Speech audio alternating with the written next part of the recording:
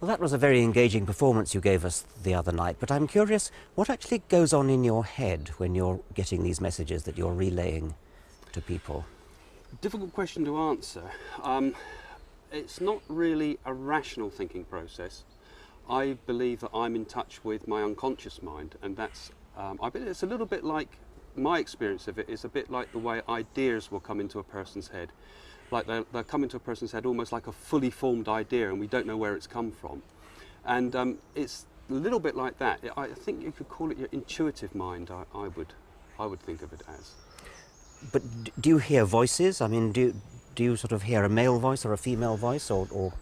It's a mixture of all the seeing, hearing, feeling, sensing. All of those things come together, but it's more like an blending of thoughts. It's as if my thoughts have been interlaid with another set of thoughts. And it's as if all I really need to do is look within myself. It's a form of introspection that I do. And it's from that I give the information I'm giving. And that seems to correspond with what the person understands about their person that passed over. Sometimes you feel it's coming from this part of the hall or that part of the hall. So yes, there's a sensation of where it's coming from. And you get a kind of glow from that part of the hall? It's like that comes like a gut feeling. It's sort of like it's almost pulled from the stomach. Is the feeling I would explain that as. I just feel I know I've got to go to that place, or I know I've got to go to that person. And you can't just think, oh, I think I'll go over that side of the hall because I've been to that side first. You might find that a whole cluster of people you tend to do all at once, which is, you know, just the way it goes. You're pulled to that direction, and that's how I feel it works. Now, why do you think you're talking to dead spirits rather than, for example, picking up telepathic messages from the people in the audience, say? Well, if you can accept telepathy, it could. Well, I don't. But telepathy, it could be telepathy. It could be argued that it could be telepathy. I would argue against that in that in some instances I've had instances where people have come to me afterwards and said that there's something. I, for example, said to one woman, there's a tin of green paint falling in your garage, and she went home and she found a garage was covered in green paint. Now, she didn't know that tin of paint had fallen, therefore I could not have read it from her mind. Unless somehow my mind had been able to see remote viewing in another place. We could always argue with one way or the other how ESP works. But I think that when you bring it all together, from my understanding, it is a connection with the spirit world rather than telepathy with the person. Do you have any trouble in the churchyard and picking up lots of... Yeah, quite often drop in for a chat, eh? No, places like this, we believe that the spirit world is separate from the earthly world. I mean, you get lots of silly programs that talk about ghost hunting and things like that. Maybe there's vibrations, maybe there's these things called residual energy they talk about. But I believe in the spirit world that we go to after death. All I argue is that the personality continues after death. I don't even know if there's a God. But I can argue that there's what I try to prove through my work, that life continues, that our personality somehow survives.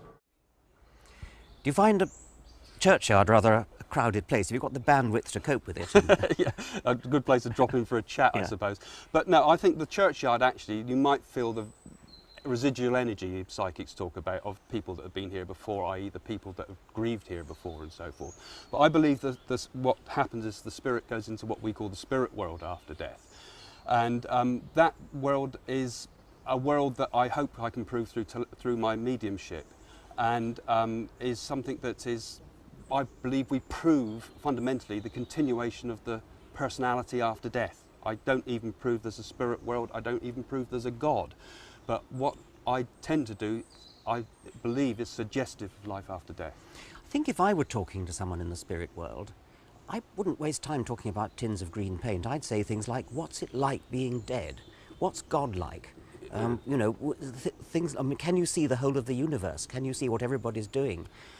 Why do you ask them such banal questions? Yeah, good point. But I think what happens is that it's the way the mediumship works. Mediumship comes, I believe, from the non-rational, non-verbal parts of the brain, if there's such a thing. I believe it's like a holistic understanding. It's a blending of thoughts between myself and the spirit communicator. So often the things that will come to us may be things that I can grasp. It's not like a telephone call to them and able to give this. Sometimes we get what we call clairaudience, where it gives me the feeling of like hearing. But most of the time it's what we call a clairsentience, a sensing of the personality, the feelings, the sensations. And sometimes the smallest things can be very important. For example, my wife said recently to a sitter, I wanted to give you a tin of Bovril, not Bovril, Brasso, the cleaning fluid. And the woman had given that as the key word, that she was going to be the key word to say that when I survive, I'm going to show you a tin of Brasso. They'd already pre-agreed that. So sometimes little things could be hugely significant. But if only it could be just like a telephone line. Us mediums are working through a very difficult form of communication, which is not like the normal earthly communication. So that's why the spirits don't tell you things clearly, but you get these sort of vague, a word that sounds a bit like the word that the person's looking for, or something like. I mean, I was struck, for example, that you said something like Simon Bennett, and there was a girl who said, oh, well, my boyfriend was called Ben, and he had a friend called Simon. And I sort of wondering, why don't the spirits kind of talk to you more clearly than that? Why do they use this obscure roundabout, almost like solving a crossword clue? Yeah, I think you could argue that people try to make things fit sometimes, and sometimes people do that. But I believe that sometimes what we're getting is we're getting the kind of the whole picture. It's a bit like when you're dreaming. When you're asleep and you dream, you've got a mental process going on, but it's completely different to the sort of mental process we use in waking life. And it's very similar with mediumship. We're getting the information almost all at once sometimes. It's a thought communication as opposed to a verbal communication. So words can be particularly difficult, names can be particularly difficult sometimes, because that's all out of the rational mind. I think this was probably here. Perhaps in times before we developed language. Maybe it would have made environmental sense for us to be able to communicate by telepathy when we couldn't use words. It would have made some form of sense if we had a gut feeling that the waterhole was poisoned, or that we were being stared at by dangerous animals. I mean, these things perhaps were there before language developed. Well, in your performance the other night, you got a few hits in amongst the misses. Isn't what you're doing cold reading? Well, depends what you call cold reading. This is something that a lot of the rationalists have come up with, is saying that what you do is you say something and people basically make it fit. And I think there sometimes can be cases where people do make things fit, and they do try to sort of use convoluting thinking to try to pull disparate things together again. But I think when you really examine the evidence of what myself and other mediums do, you will find that a large proportion could never be explained away by something like cold reading. It's because there are sometimes such specific details that come through that there's absolutely no way that anybody else in that audience could ever take in that fact as their own, but only the person that was the recipient of that message. One of the things about specific information like that, which I agree with you is impressive, is that only the stories which are specific are the ones that get repeated. I mean, you told us the green paint story just now. You don't go around telling stories where what you said, what you predicted, didn't happen.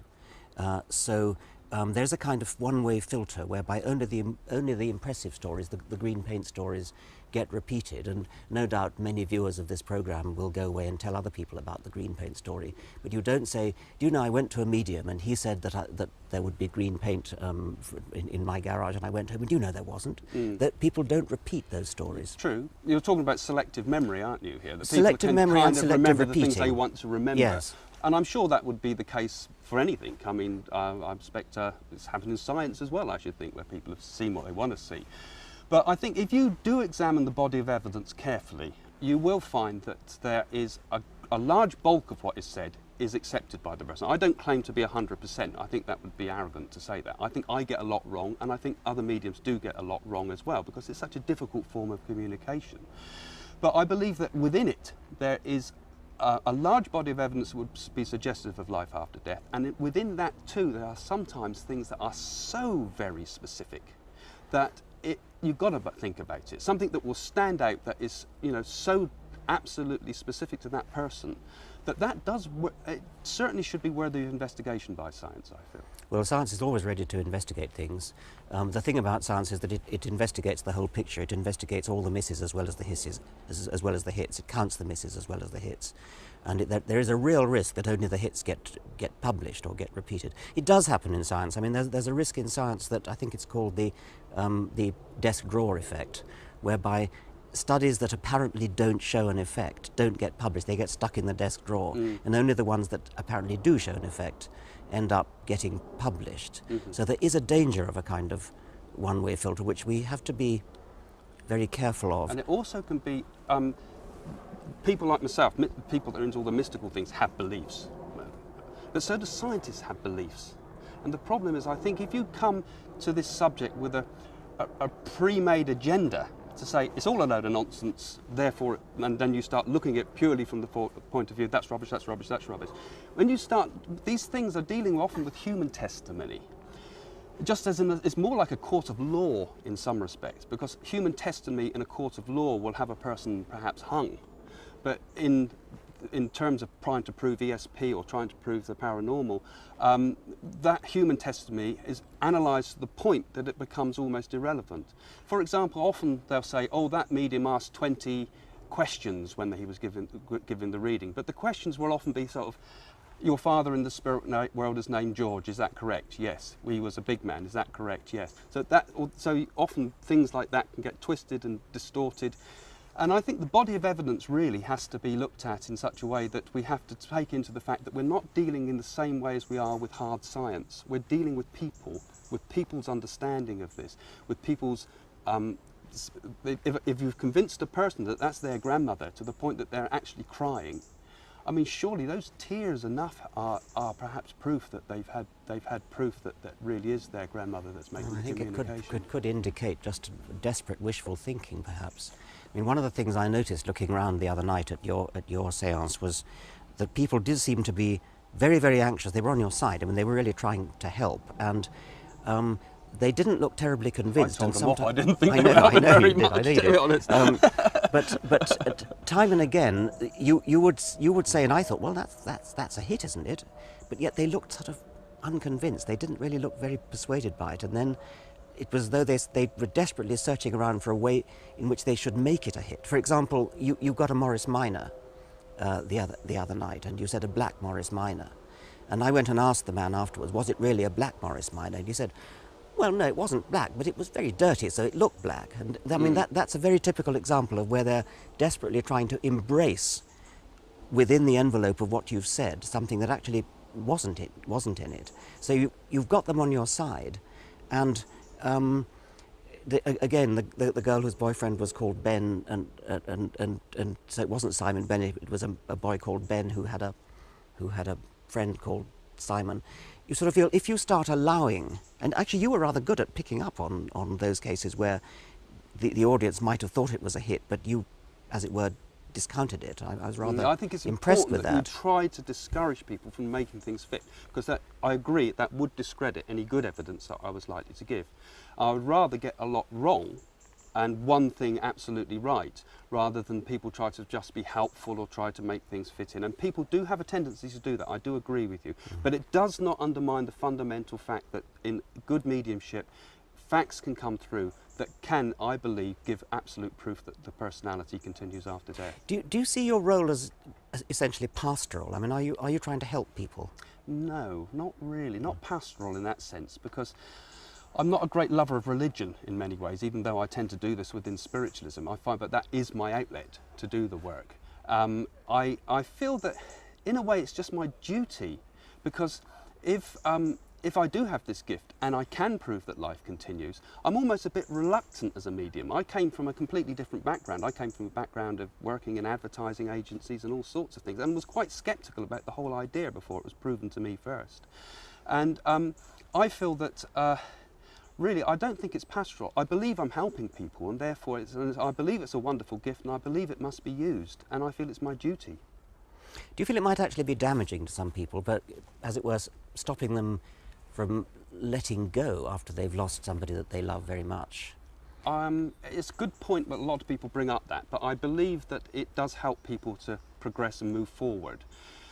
I mean, because I believe what I do is absolutely true. I believe that I give You people, really believe it? I believe absolutely Seriously, 100% you believe it? that it's true, because it's been proven to me against what I believe is against my rationality. I believe it to be true. I would prefer in some ways to come onto your side and be rational and say it's all a load of nonsense, because it makes it easier to argue. But it's been shown to me so many times that life continues, and personal proof that I've had that has given me proof of my father of continuation of spirit, and my sister's proof that she had just after her husband died. I mean, incredible things that are so very personal and subjective, they're hard to argue a case for. But for me, it's been life transforming, and I believe as I was helped, I can help others. Have you seen any of the performances given by skeptics who are educated in cold reading, expert in cold reading, actually showing what one can do with cold reading? I mean, they're very impressive. They amount essentially to conjuring tricks. Yes, I know. I've seen these, and I can see how they're cleverly worded, that it can be taken either way. It can be, this person's a sceptical person that's also got a very open mind, you know, type of thing, and astrology that's been made to fit. And so, yes, there is a case for that, but I don't think that should overshadow the fact that true mediumship can actually give the sort of evidence that should certainly make the skeptic think. But if you go to a really good conjurer, say a mentalist, and the conjurer's act is to read thoughts, and they call it reading thoughts, and of course you and I know that it's just tricks. And they're 100% right. They get it right every single time. If they had as many misses as you were getting, or as any spiritualist gets, they'd be booed off the stage. It'd probably be a bit more believable too, actually. Because I think often it's the fact that sometimes mediums get it wrong, actually, that kind of proves that they're not trying to make games up. Well, I mean, I think that's probably right. But you know, there's a sort of double standard where a conjurer has to sort of, you know, actually show that he's got nothing up his sleeve and there are no wires under the table and so on.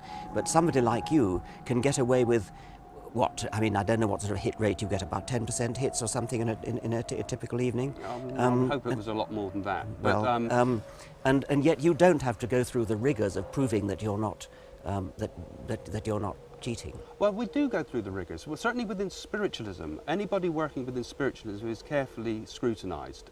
Anybody couldn't just stand up and work within a spiritualist church. They are carefully scrutinised before they work. There are mediums out there that I would worry very much about, indeed. But I think and also within spiritualism, I mean, we're all doing it for free. We're all giving our time for free. We're giving it costs you money to get to a spiritualist church, and you only take a minimum sort of fee for your transport. I mean, it would seem a bit of a pointless exercise. I can't see the reason for doing that. Well, that's the most impressive thing you've said to me this afternoon, but that, of course, is not true of many in America who make big money out of doing this kind of thing. People can, but then also people, I don't, there's a case to argue also that people should, you know, doctors shouldn't earn money because they're saving people's lives and so forth. I mean, once you accept it's a true thing, you see, from a skeptic's point of view, to say, you know, these guys are out and they're ripping people off on a very bereaved point in their life, you know, if you believe it's all untrue, then yes, I would understand, you would think it was an awful, awful thing. But if you do sincerely believe and know it to be true from your own personal experience, then you can look at it in a different way, because then you can see that they're helping people to pick up the pieces again and move forward, and life for them becomes whole again. There's a lot to be said for the rationalist arguments. And I think the rationalists need to look at it as well. There's no reason they shouldn't, because people tend to believe too many things before breakfast, like in Alice in Wonderland. But at the same time, there is a core of truth to it that I believe needs investigating properly. And that it's not just psychology with people making it fit. It's not mediums trying to trick people into believing things that they shouldn't. There is a truth behind it. And even though it goes against what we would, all our rational thoughts, there is another aspect of it to the world, I believe, that we can prove through mediumship. I believe that you're sincere. I'm absolutely sure that many of them are not. But thank you for being sincere yourself. Thank you.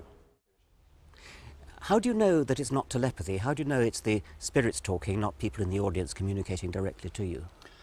Well, something telepathic has to be already in that person's mind. So if there's something I can say to the person that they don't know anything about, for example, there was an instance where I said to someone that there was a tin of green paint fallen in your garage, and when they went home that day they found a tin of green paint had actually fallen and there was green paint all over the garage. They didn't have that in their mind, so it was obviously coming from another source, which would have been, I believe, the spirit world. If not the spirit world, perhaps some form of remote viewing, but either way they're unusual. They're certainly would disprove, I think, telepathy itself. So do you think the spirits can actually see everything in the world? Tins of green paint everywhere, cars driving down the road, power stations? Yeah, I believe they're aware of this world, definitely. How much they can project onto the medium's mind, I mean, if I was a brilliant medium, I might be able to tell you, you know, the number on a a random number generator. But the whole thing is with mediumship is it works through that what I believe is the intuitive side of the mind, the non-verbal side of the mind. So often the information that we're able to pick up is often has to come through our intuitive sensing side as opposed to our logical mind.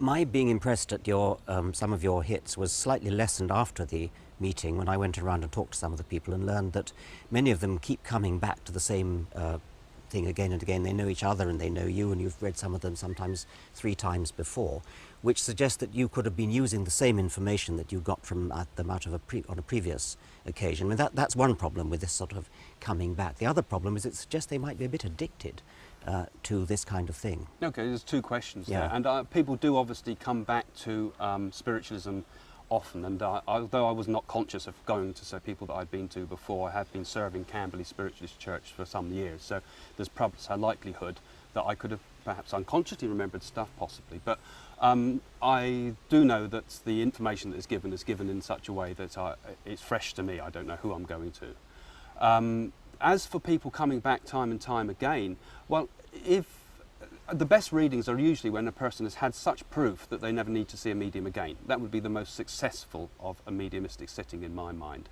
That's usually done within the private sitting. But people also get a lot of solace and I suppose reinforcement by coming back and sharing with others spiritualist service.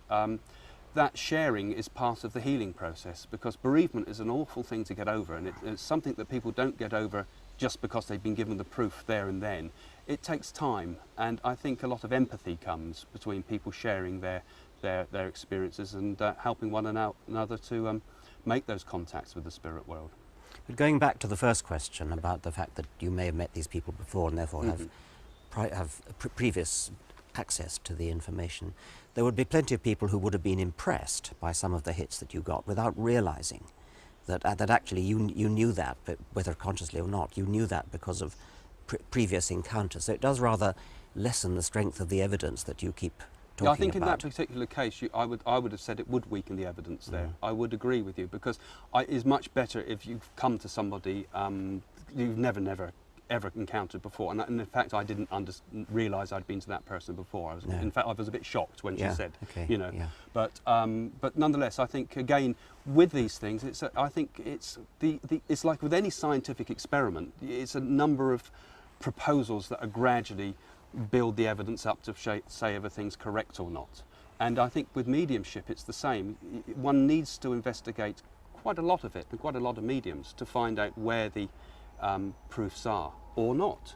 But I believe that the general bulk that has come through spiritualism certainly has convinced many a person and many a great mind, including, for example, the fellow that helped Darwin, Alfred Russel Wallace, who was, you know, I mean, he put the whole theory of evolution with Darwin originally. They presented it together, and Wallace even sent his papers to Darwin, didn't he? Yes, he did. So you'd have been defending a spiritualist if things had been slightly different in history. Yeah.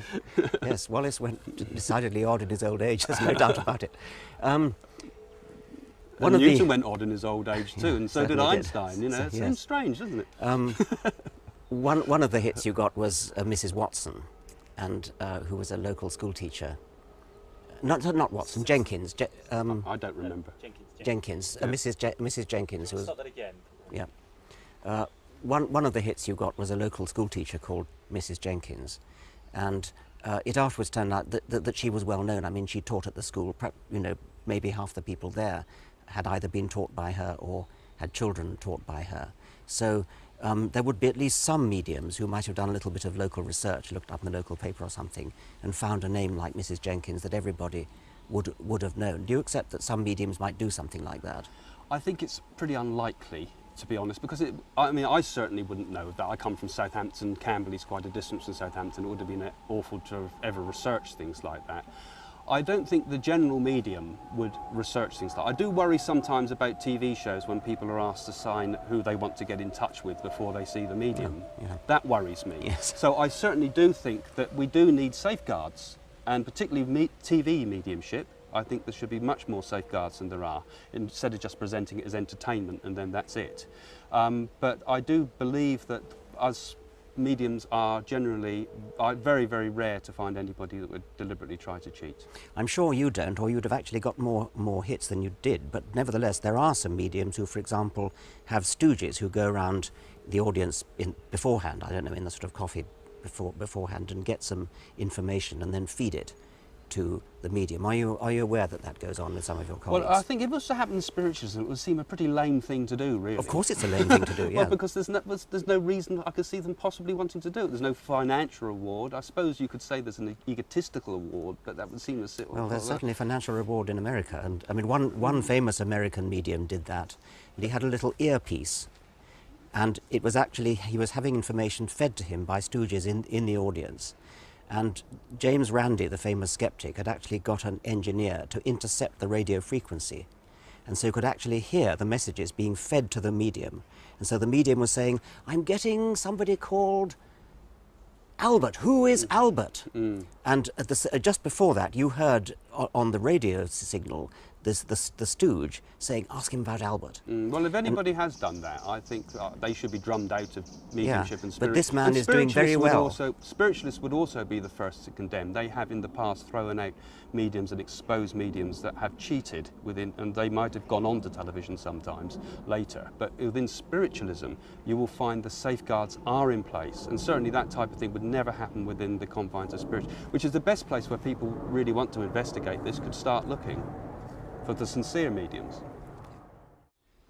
You said that scientists also can be subject to delusion and to gut feelings which can be wrong, and that's true, which is one of the reasons why the scientific method has put into place a whole lot of techniques for specifically eliminating the possibility of that bias. So a scientist, for example, may deliberately deprive himself of the information when he's comparing, say, an experimental with a control in any kind of experiment. He doesn't allow himself to know which is the experimental and which is the control. Not because he thinks he's actually dishonest, he's probably not dishonest, but because with the best will in the world, it's very difficult not to be biased when you know what you're doing.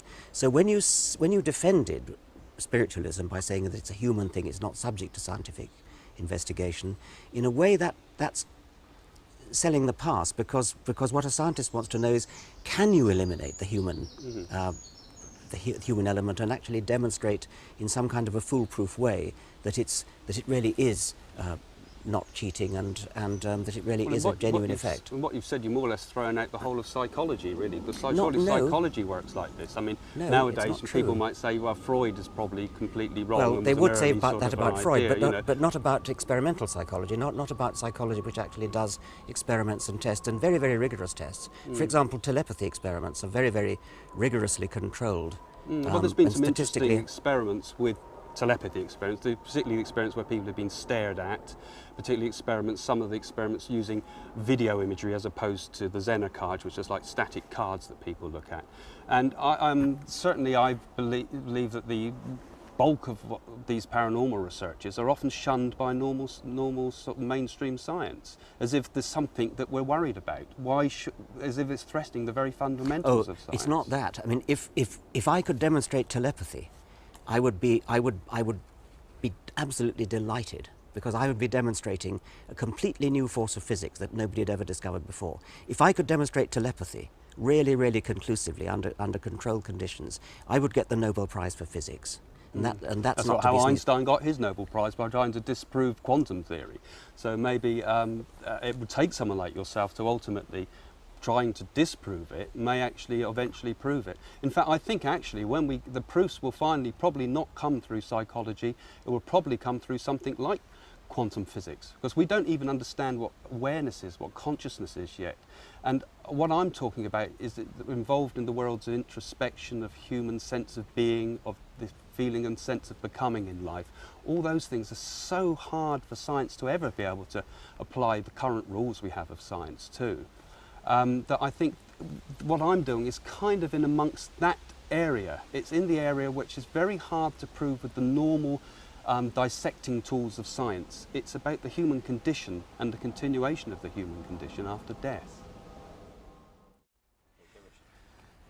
Scientists, in a way, protect themselves from the accusation of being deluded or self-deluded by doing their experiments under rigorously controlled conditions. So it's not that people actually believe that scientists are necessarily deluded, but they like to be assured that the conditions of the experiment are such that it can't happen.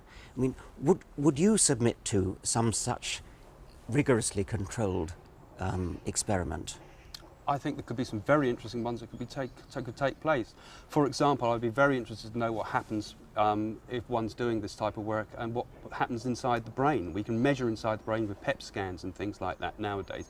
Is something happening inside my mind that's different to a normal person's mind? Has something changed in me when I claim to be in communication with another personality? Well, that we could look at. It wouldn't show that you are in communication with another But it would show that personality. something's happening. Show that something different is happening.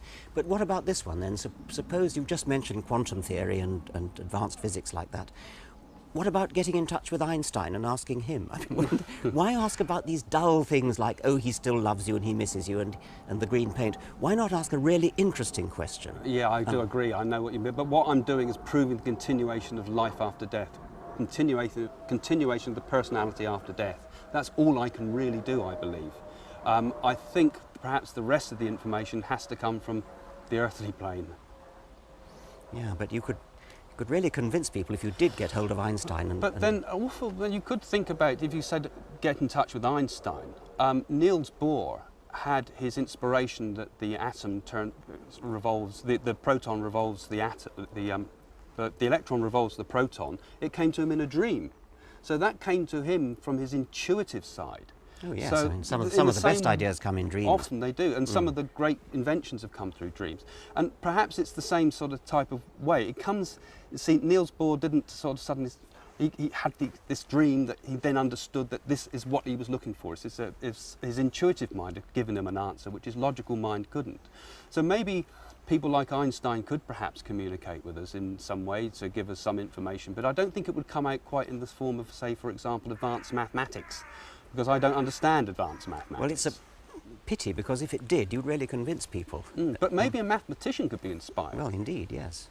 And that would be the kind of thing it would be. You see, we believe that all thinkers, probably including yourself, are influenced some way by our intuitive thoughts. And our intuitive thoughts are in turn influenced by other influences outside. There's no problem about intuitive thoughts, and there's no problem about I'm saying that the intuitive thoughts are in turn influenced by the spirit world. Well, yes, I know There'd be you a are, but I mean, problem don't let's gloss over that, because that's a very, very important additional thing. Nobody's going to dispute that Niels Bohr could have a brilliant idea in a dream, and various other scientists have done the same thing. But you talk as though, by using the word intuitive, people are going to say, he must mean the spirit world, and of course it's a very, very different thing. No, I'm talking about the intuitive mind itself, the same mind that we encounter perhaps in dreams, and the unconscious mind that Jung talked about, the mind that's below the surface of our rational awareness. Because that's, you asked me earlier, where do you get these impressions from? And that's where I believe it comes from, that sort of dark side of the mind. Well, I believe it comes from that too, but I don't believe it comes from the spirit world. No, I know you do. Okay, thank you very much.